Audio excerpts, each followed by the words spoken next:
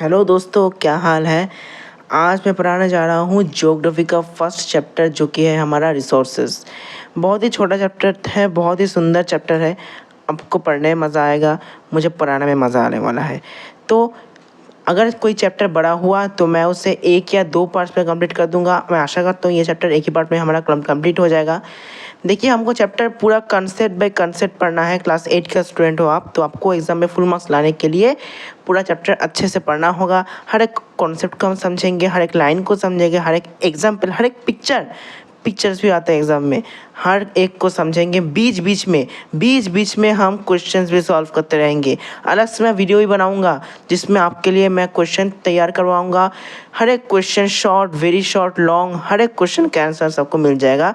बस सबको सपोर्ट करना है। चैनल को सब्सक्राइब कर दीजिए, वीडियो को लाइक कर दीजिए अगर आपको ये एक सेशन आपको अच्छा लगता है तो, और आगे भी हमको सपोर्ट करते रहिए। तो चलिए इस चैप्टर को हम फुल्ली एक्सप्लेन करके फुल्ली स्टार्ट करते हैं इसका पूरा एक्सप्लेनेशन।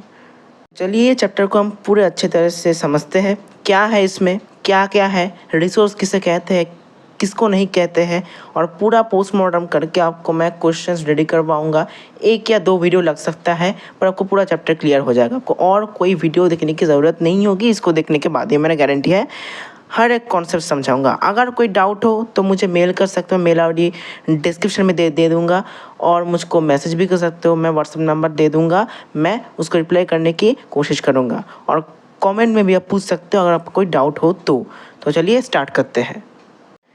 तो पहले इस चैप्टर में हमको क्या देखने में मिलता है। पहले हमको एक स्टोरी की तरह एक एग्जाम्पल दिया गया है। Mona and Raju were helping अम्मा to clean their house. Look at all those things: clothes, utensils, food grains, combs, this bottle of honey, books. देखो यहाँ पर कुछ चीज़ें हैं। Each of these has a use. सब कुछ का एक यूज़ है। That is why they are important, said अम्मा. These are the resources. So what is the resource. सो अब यहाँ से हमको एक आइडिया आ जाता है चैप्टर के जो इंट्रोडक्शंस हैं, कि कुछ चीज़ें हैं हमारे लाइफ में जो हमारा आसपास है। जैसे कि मैं आप पढ़ा रहा हूँ तो ये पेन मैं यहाँ पर लिया हूँ, तो एक रिसोर्स है, मेरे पढ़ाने के लिए काम आ रहा है। तो ये मेरा फ़ोन है, मेरा कैमरा चालू है, तो इससे मेरा पढ़ाने का काम आ रहा है। तो आप पढ़ रहे हो। क्लोथ्स, यूटेंसिल्स, फूड खा रहे हो आप, बॉटल ऑफ हनी, बुक्स, आपका वाटर बॉटल, आपका कपड़े, सभी एक रिसोर्स है, क्योंकि वो आपके जो नीड्स है। कपड़े आप पढ़ सकते हो, आप यूटेंसिल्स में खा सकते हो, फूड सब खा रहे हो, तो हर एक चीज़ जो आपके डिज़ायर, आपको नीड, आपकी हर एक नीड को फुलफ़िल करता है, उसे हम कह सकते हैं क्या, रिसोर्स। तो रिसोर्स का सबसे अच्छा डेफिनेशन क्या हो सकता है, आप ही बताइए। कि resource is something which fulfills our desires, needs और डिमांड्स, जो हमारा इच्छाओं को पूरी करता है। चलिए आगे देखते हैं। व्हाट्स अ रिसोर्स हो गया, anything that can be use to satisfy a need is called resource. So यहाँ पर हमको एक शॉर्ट डेफिनेशन मिल रहा है। अभी आपको याद करने की कोई ज़रूरत नहीं, आप सिर्फ चैप्टर को समझिए, मैं आपको सब बाद में याद करवा दूंगा, कोई टेंशन लेने की बात नहीं है। Anything that can be use to satisfy a need is called a resource. तो ये हो गया हमारा रिसोर्स का definition. Replied Amma, look around you and observe, you will be able to identify many types of resources. The water you drink when you are thirsty, the electricity you use in your house, the rickshaw you use to get from home from school, the textbook you use to study are all resources. तो हम देख सकते हैं जो भी हमारा life में काम आ रहा है, जो भी हमको हम यूज़ कर रहे हैं डेली बेसिस पर, और जो भी यूज़ है, जो भी चीज़ है, सबको हम क्या कह लेंगे, रिसोर्स, जो कि हमारा नीड्स फुलफिल कर रहा है। Your father has prepared a tasty snack for you, the fresh vegetables he has used are also a resource. तो आपके लिए कोई खाना बनाया, आपका पापा आपके लिए कोई खाना बनाया है, तो जो वेजिटेबल्स, जो भी इंग्रेडिएंट्स उसमें यूज़ किया गया है, वो आपको खाने बनाने के काम में आ रहा है, और आपका पेट को भरने के लिए काम में आ रहा है। तो ये क्या, एक यूज़ हो गया हमारा। सो ये भी एक रिसोर्स कहलाएगा। तो बार बार एक बार रिपीट कर रहा हूँ, एक पॉइंट आप यहाँ से माइंड में सेट कर लीजिए कि जो चीज़ हमारा नीड को फुलफ़िल कर रहा है, जो चीज़ हमारा डिज़ायर, हमारा डिमांड को फुलफ़िल कर रहा है, वही हमको क्या कहलाना है, वो है रिसोर्स, वही है रिसोर्स। चलिए आगे देखते हैं। Water, electricity, rickshaw, vegetables, text book have something in common.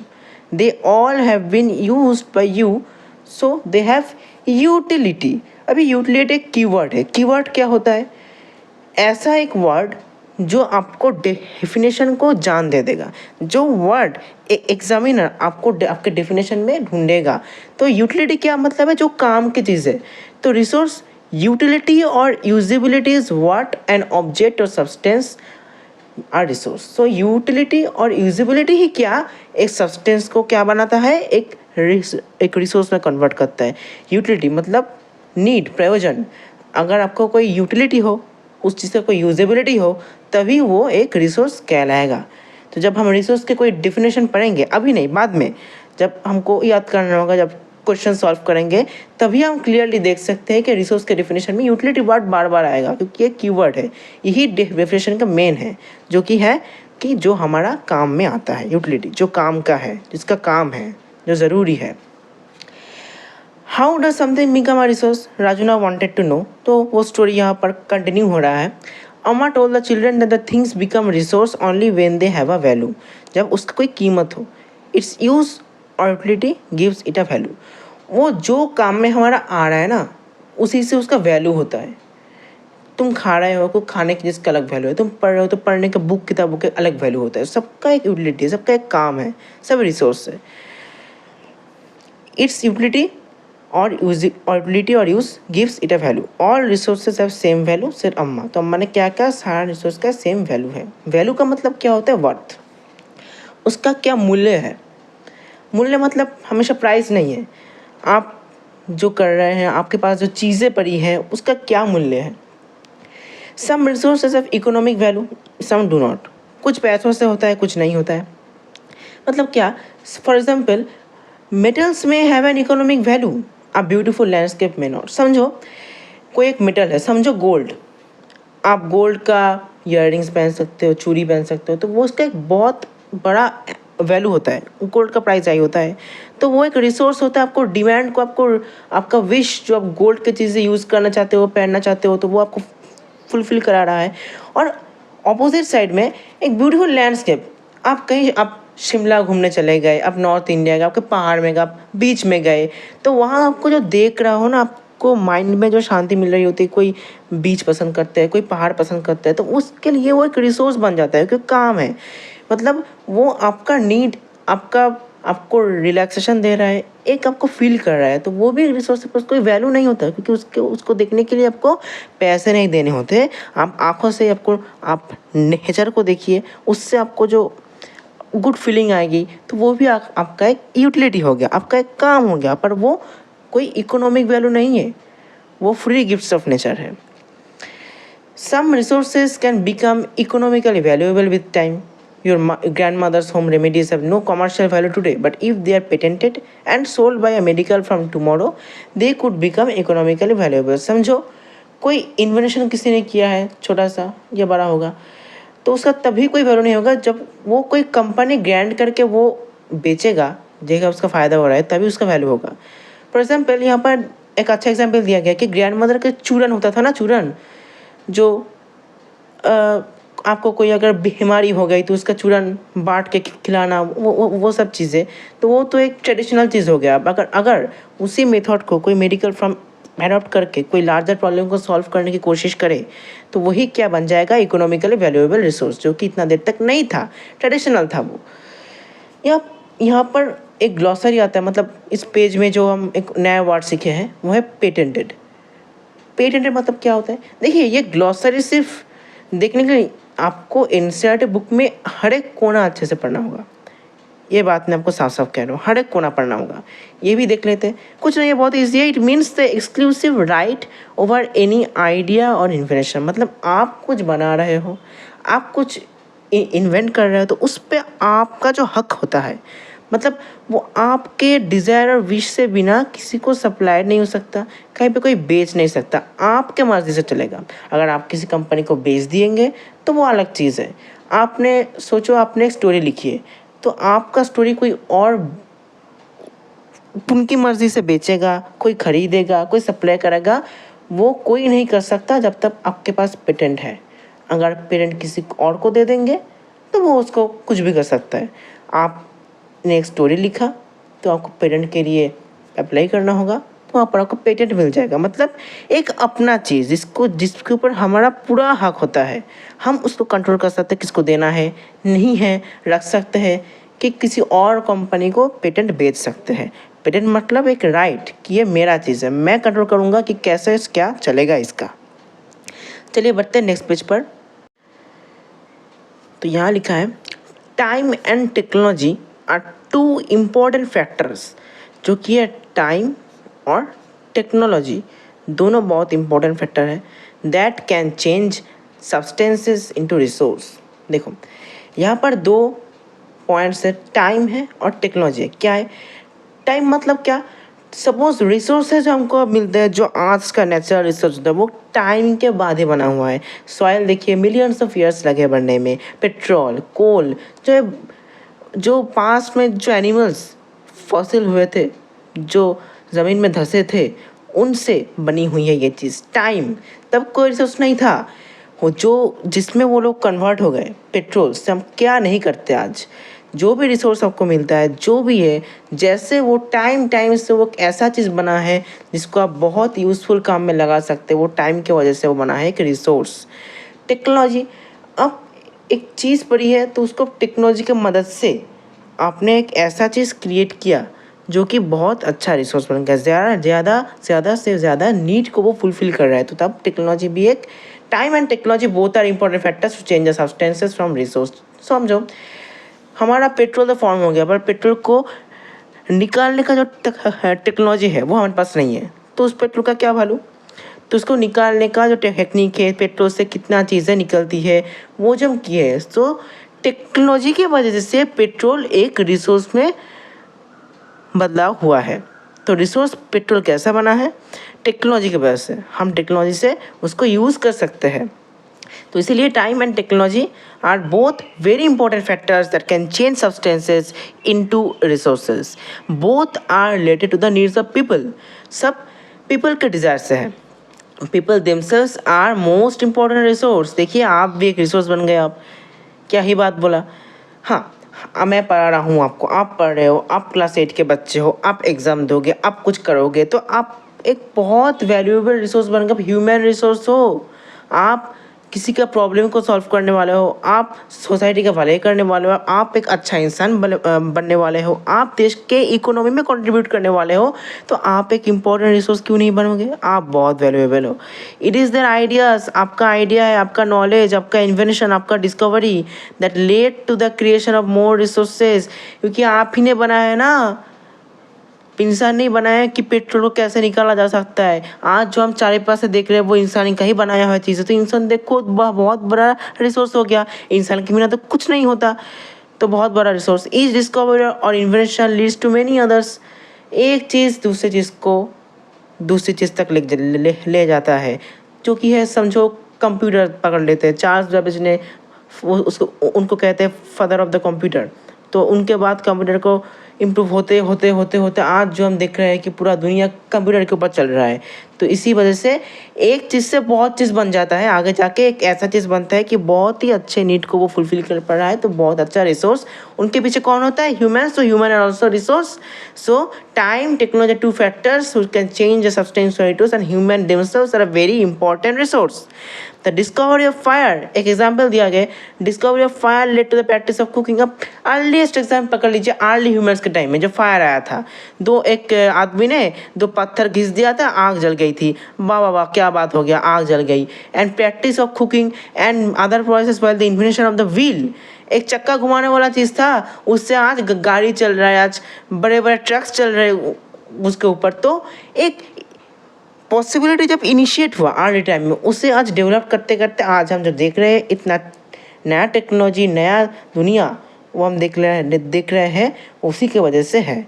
पहले ऐसा नहीं बना है, डेवलपमेंट होते होते बना है। The technology technology to create hydroelectricity has turned energy in fast flowing water into an important resource. क्या ये तकनीक है, हाइड्रोइलेक्ट्रिसिटी के तकनीक से हम बहते हुए पानी से करंट निकाल सकते हैं।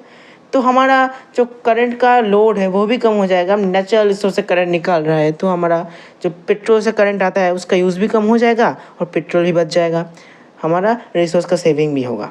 तो यहाँ पर ग्लॉसरी में दिया है टेक्नोलॉजी। भैया क्या है ग्लॉसरी? टेक्नोलॉजी का मतलब किसको नहीं पता?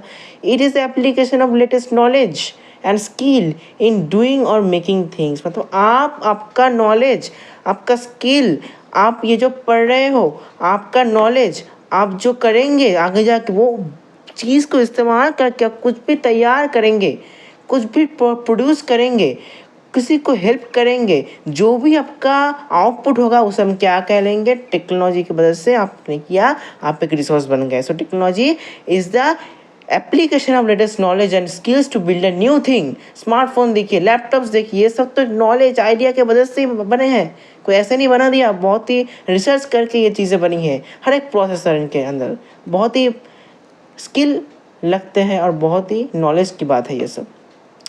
ये बुक जिसने लिखा वो अपना स्किल और नॉलेज को इस्तेमाल करके लिखे हैं, तो ये भी एक रिसोर्स बन गया।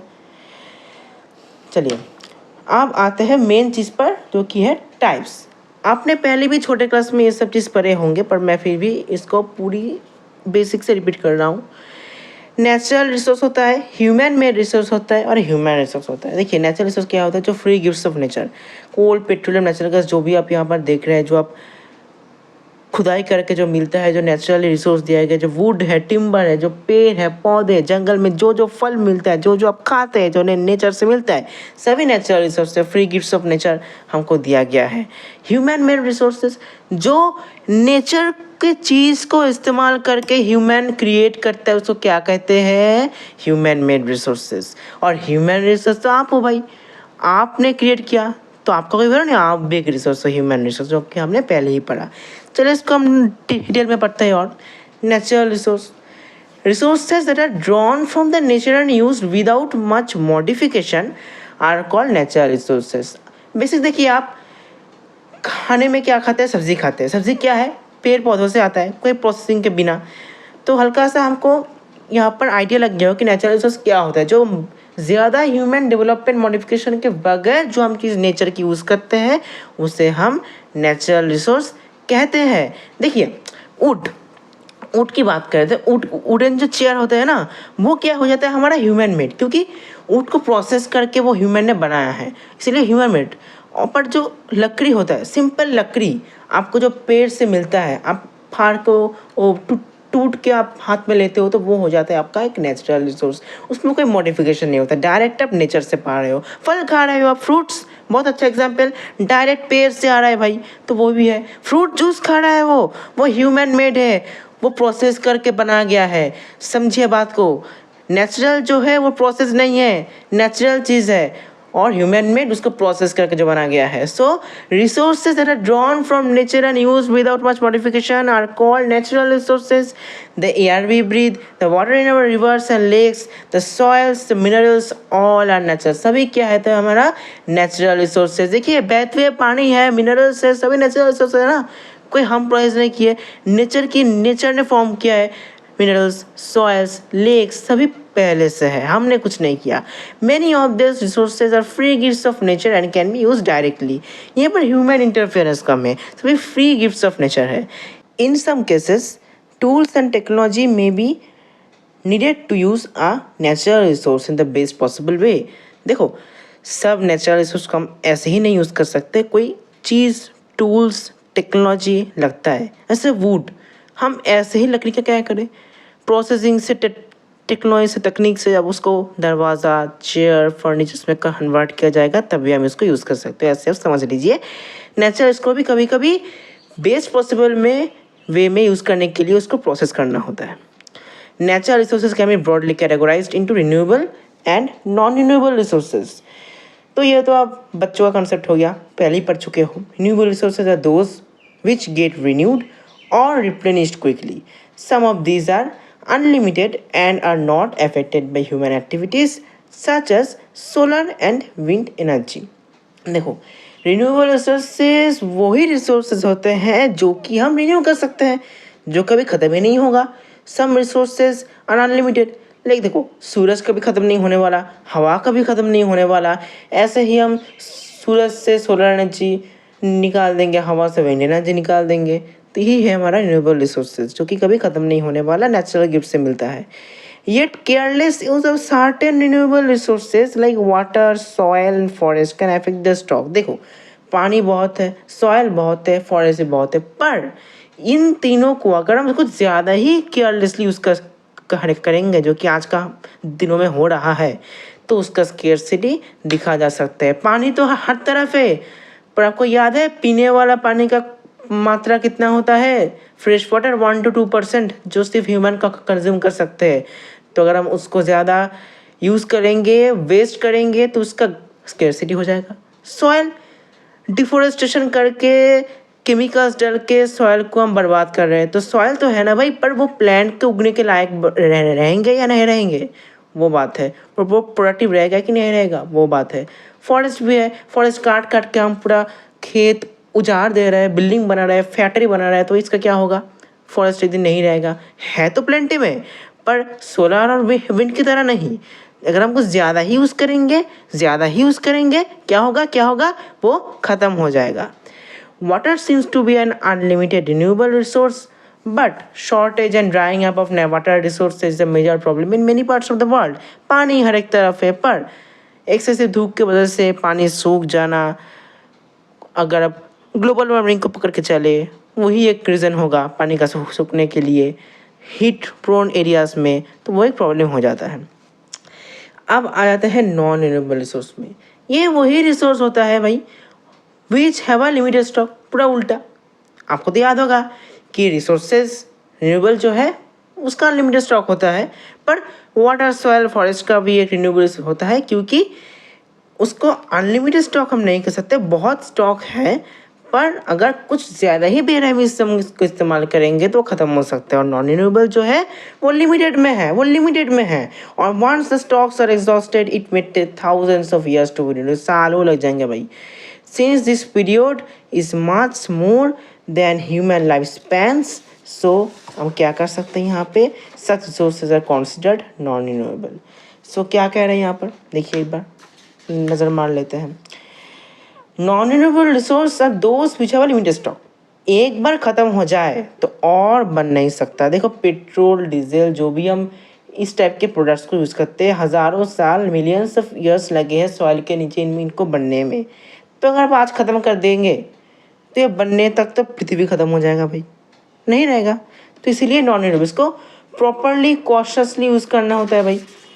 तो मोर than human life spans such resources are considered non-renewable. Coal, petroleum, natural gas सभी आ गए इसमें। The distribution of the natural resources depends upon our physical factors like terrain, climate, altitude. देखो ये तो हम हेडर क्लासेस में पढ़ेंगे, 9th-10th में पढ़ेंगे कि कैसे मिनरल डिस्ट्रीब्यूशन होता है यहाँ पर फिजिकल फैक्टर्स की वजह से। टेरेन आप देखिए, क्लाइमेट की वजह से, ऑल्टीट्यूड की वजह से एक एक रेंज में आपको एक एक मिनरल देखने के लिए मिलेगा। कहीं पे बॉक्साइट, कहीं पे कोल, उसका क्लाइमेटिक कंडीशन के अनुसार आपको मिनरल्स देखने के लिए मिल जाएगा। ये कुछ मैं डीप नहीं जा रहा हूँ, ये हायर क्लासेस में पढ़ लेंगे। यहाँ पर ग्लॉसरी दिया गया है। स्टॉक किसे कहते हैं? It is a amount of resources available for use. Stock वही अमाउंट ऑफ रिसोर्सेज होता है जो कि हमारे पास है अवेलेबल फॉर यूज़, वही स्टॉक ऑफ रिसोर्सेज। आज का जो पेट्रोलियम का जो जितना मात्रा, जितना लीटर आज का कंट्री में है, तो वही है इंडिया का स्टॉक ऑफ पेट्रोलियम रिसोर्सेज। अब ऐसे ही समझ लीजिए। अब आते हैं human made resource. Sometimes natural substances become resources only when their original form has been changed. अगर ओरिजिनल फॉर्म को चेंज करेंगे जो है नेचुरल रिसोर्स, तभी वो यूज़फुल बन पाएगा। मैंने चेयर का एग्जाम्पल पहले ही दिया है। देखिए ये एक डेस्क है, मैं इसमें पढ़ रहा हूँ। इस डेस्क से ये डेस्क उठ का है, तो उठ का तो सिर्फ कुछ वैल्यू नहीं होगा ना, उसको प्रोसेस करके जब विभिन्न आर्टिकल में हम प्रोड्यूस करेंगे तभी उसका वैल्यू होगा। क्लोथ, कॉटन सिर्फ कॉटन तो हम प्लांट से जो रॉ कॉटन होता है उससे हम कुछ भी काम के लिए इस्तेमाल नहीं कर सकते। प्रोसेस करके वो कॉटन जब जो हम फर्स्ट एड के लिए यूज़ करते हैं ना, कॉटन बॉल्स, वो भी प्रोसेस्ड ही होता है, वो डायरेक्ट प्लांट से नहीं आता। हाँ, वो हो गया। फिर सिंथेटिक कॉटन हो गया, सिंथेटिक क्लोथ्स हो गया। कॉटन क्लोथ जो हम कपड़े पहनते हैं जो कॉटन का होता है वो भी वैसा ही है, कॉटन से बनता है, वो प्रोसेस किया हुआ है।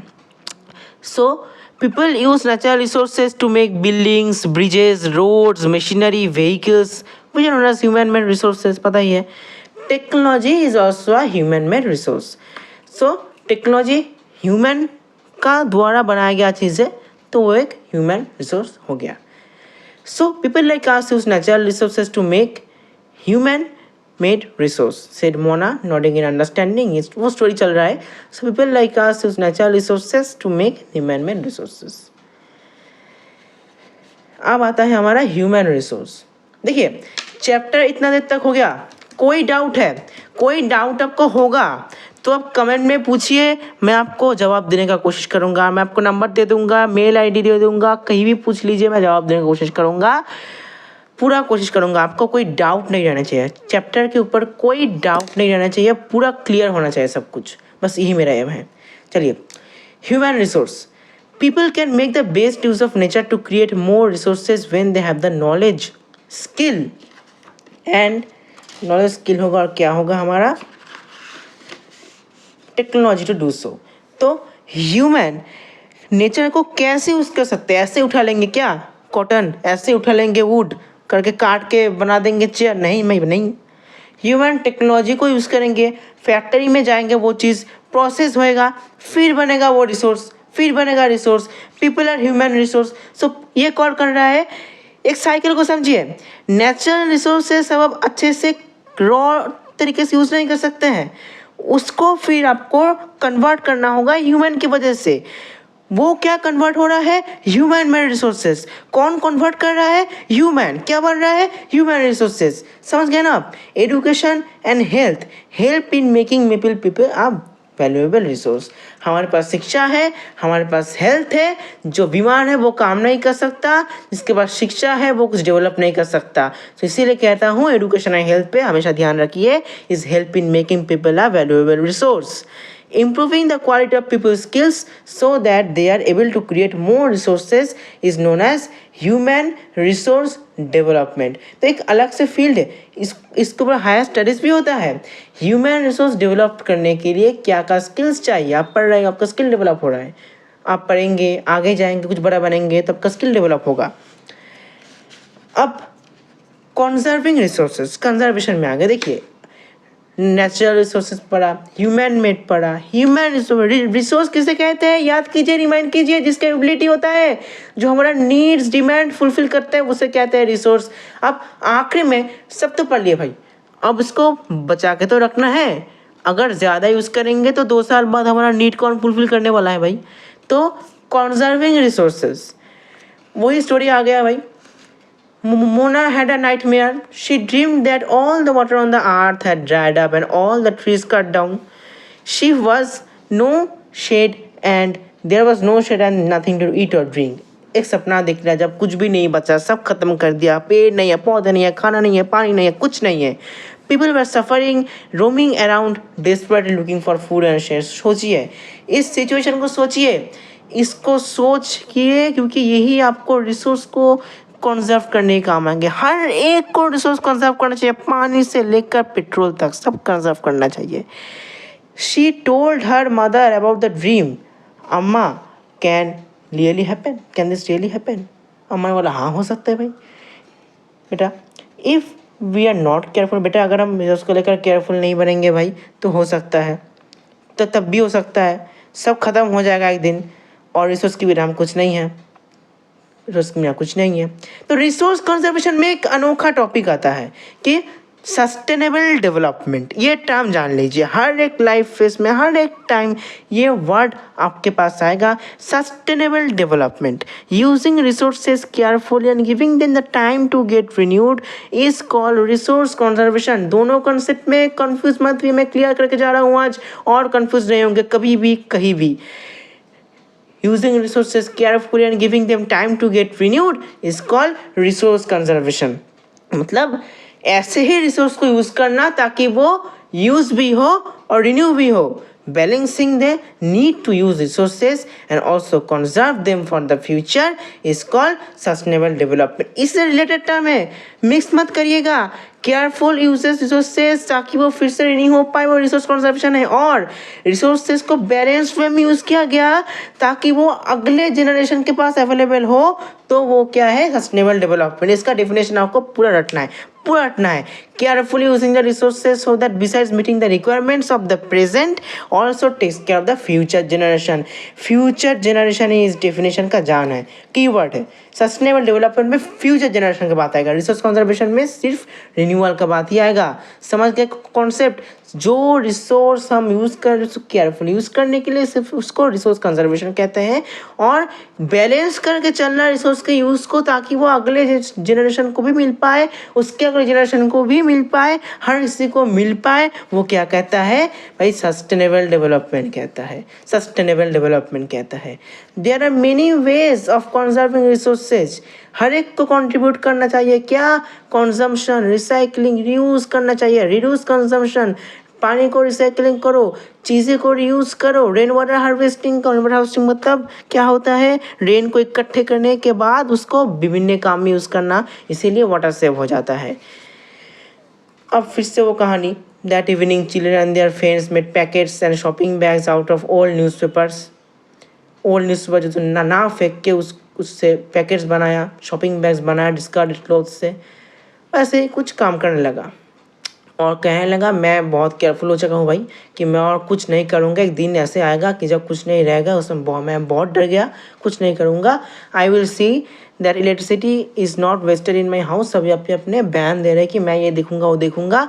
सो आपको भी देखना चाहिए कि कोई कुछ वेस्ट हो रहा है, पानी वेस्ट हो रहा है, इलेक्ट्रिसिटी वेस्ट हो रहा है, तो उसको कंजर्व करने की कोशिश कीजिए, क्योंकि हमारा ही ऊपर सब रिस्पॉन्सिबिलिटी है हमारा फ्यूचर जनरेशन की रक्षा करना। सो आगे देखिए लास्ट पेज में, I will make sure that water is not wasted, together we can make a difference, there are some things Mona Raju and friends did.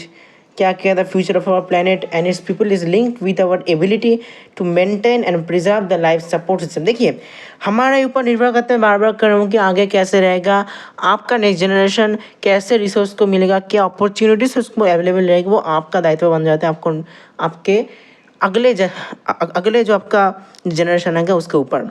All uses of, therefore it is our duty to ensure that all uses of renewable resources are sustainable। सब हम balance करके use करें ताकि वो आगे की generation को available हो। Diversity of life is conserved and damage to natural environment is minimised. यहाँ पर एंड करते हैं कुछ सस्टेनेबल डेवलपमेंट के प्रिंसिपल्स को देखते हुए। Respect and care all forms of life. हर एक किसी का केयर करो, हर एक लाइफ फॉर्म का, जानवर हो, पंछियाँ हो, जो कुछ भी हो। Improve the quality of human life की क्वालिटी को इम्प्रूव करना। Conserve the earth's vitality and diversity, wild life forest जो है वो कंजर्व करने का कोशिश करो भाई। Minimise the depletion of the natural resources, change personal attitude and practices to our environment. कभी टैप को खुला नहीं छोड़ना, कभी प्लास्टिक को एनवायरनमेंट नहीं फेंकना, उसको रीयूज़ करना, ऐसी चीज़ को आपका जो रिस्पॉन्सिबिलिटी होता है। Enable communities to care for their own awareness campaign कर सकते हो, कैसे सबको रिसोर्स यूज़ करना चाहिए ताकि लोगों में अवेयरनेस फैले और वो लोग सस्टेनेबल तरीके से रिसोर्स को यूज़ कर पाए। यहाँ पर ख़त्म नहीं है, ये जो क्वेश्चन से आपको सारे मैं सॉल्व करवाने वाला हूँ। एक्स्ट्रा क्वेश्चन भी चैप्टर का धुआंधार तरीके से तैयार होगा, धुआंधार क्लियर करवाऊंगा। नेक्स्ट वीडियो हमारे इस क्वेश्चन का सॉल्व, एक्स्ट्रा क्वेश्चन, और मैं आपको लिंक में कुछ और भी क्वेश्चन दूंगा पढ़ने के लिए, पर ज़रूरत नहीं है, मैं क्लास में सब कुछ करवा दूँगा कि मुझे पता है बच्चों, क्योंकि क्लास के बाद सब लोग बाई कर जाते हो, क्लास में सब कर दूंगा मैं, कोई टेंशन लेने की बात नहीं। ये चैप्टर आपको अच्छे से मैं प्रिपेयर करवा के ही छोड़ूंगा, मैं रुकने वाला नहीं हूँ। तो चलिए मिलते हैं नेक्स्ट वीडियो पर, जिसमें सॉल्व करेंगे क्वेश्चन आंसर्स, समझेंगे थोड़ा और डिटेल्स कॉन्सेप्ट। तो थैंक यू। अगर मेरा एक्सप्लेनेशन अच्छा लगता है तो वीडियो को लाइक कीजिए, चैनल को सब्सक्राइब कीजिए, मुझे हौसला मिलता है। Thank you. चलिए मिलते हैं नेक्स्ट वीडियो पर। पेज नंबर यहाँ पर लिखा गया है 3, और 3 के पेज नंबर में आपको यहाँ पर देखने के लिए मिल जाता है ये आंसर। डिस्ट्रीब्यूशन ऑफ मिनरल्स के फर्क पड़ता है यहाँ पर physical factors like terrain, climate and altitude की वजह से। तो यहाँ पर आप मार्क कर लीजिए बुक में। फिर आता है हमारा what is resource development. Resource development क्या होता है? Resource development is the method of utilizing our intelligence in order to improve the quality, usability and utility of the resource. मतलब क्या हुआ, रिसोर्स डेवलपमेंट मतलब हमारा ज्ञान को इस्तेमाल करके, हमारा नॉलेज को इस्तेमाल करके अगर हम quality, usability, utility of resource को बढ़ाएंगे तो वो होता है रिसोर्स को डेवलप करना। जैसे मैंने बताया था पहले, कंप्यूटर आया था, सिर्फ एक बड़ा सा मशीन था, बड़ा घर में रहता था, वो बहुत स्मोक भी इमिट करता था, पर ह्यूमन इंटेलिजेंस की वजह से वो छोटे होते होते होते होते आज हमारा लैपटॉप या फ़ोन्स या पाम टच में कन्वर्ट हो गया, एक मुट्ठी में आ गया। तो इसे कहते हैं रिसोर्स डेवलपमेंट, इसे कहते हैं रिसोर्स डेवलपमेंट। जो कुछ भी नेचुरल या जो भी रिसोर्स यूज़ करके ह्यूमन इंटेलिजेंस की वजह से उसका डेवलपमेंट होता है, इसे कहते हैं रिसोर्स डेवलपमेंट। हाँ, अगर ये लाइन आपको बुक में ना मिली तो ये अलग से याद रखना, पर बुक पे मिली गई लाइन बुक में ही मार्क करना, मैंने पहले ही बताया। फिर आता है why are human resources important. Human resources are important because of the development of other resources solely depends upon this resource, as humans have knowledge, skill and technology to develop other resources। तो human resource भाई क्यों important है? अगर human ही ना होते तो भाई resource का क्या फ़ायदा, क्या करते रिसोर्स रह के? ह्यूमन रिसोर्स इंपॉर्टेंट बिकॉज वो क्या करते, जो रह गए रिसोर्स से उनका नॉलेज, ह्यूमन्स का नॉलेज, उनका स्किल, उनका टेक्नोलॉजी और रिसोर्स को डेवलप करके उसको असली काम और बहुत ज़्यादा यूज़फुल बनाने में मदद करता है। इसलिए ह्यूमन रिसोर्सेज इम्पॉर्टेंट है, मतलब हम इम्पॉर्टेंट है। We should use okay, what is sustainable development? तो यहाँ पर आता है और definition, we should use the resources in such a balanced way. मैंने पढ़ाते वक्त क्या समझाया था आपको कि बैलेंस्ड वर्ड रखना होगा और फ्यूचर, ये दोनों आपका क्या होगा, keywords। We should use resources in such a balanced way that we should satisfy our needs as well as we conserve them from the future generation। So balance करना है और फ्यूचर जनरेशन, फ्यूचर अगर ना लिखें तो differential पूरा कर दिया जाएगा, पूरा कर दिया जाएगा आपका। फ्यूचर जनरेशन, फ्यूचर के बाद लिखना है आपको, अगले पीढ़ियों के लिए आपको रिसोर्स को बचा के रखना है। This concept is called sustainable development. तो ये रहा सस्टेनेबल डेवलपमेंट का डेफिनेशन। तो ये रहा पूरा चैप्टर हमारा। मैं आशा करता हूँ ये वीडियो आपको अच्छा लगा होगा। अगर अच्छा लगा है तो वीडियो को लाइक कीजिए, चैनल को सब्सक्राइब कर दीजिए, मेरा हौसला बढ़ता है। मैं नया चैनल खोला है तो इसीलिए मैं चाहता हूँ कि आप ज़्यादा से सपोर्ट करें।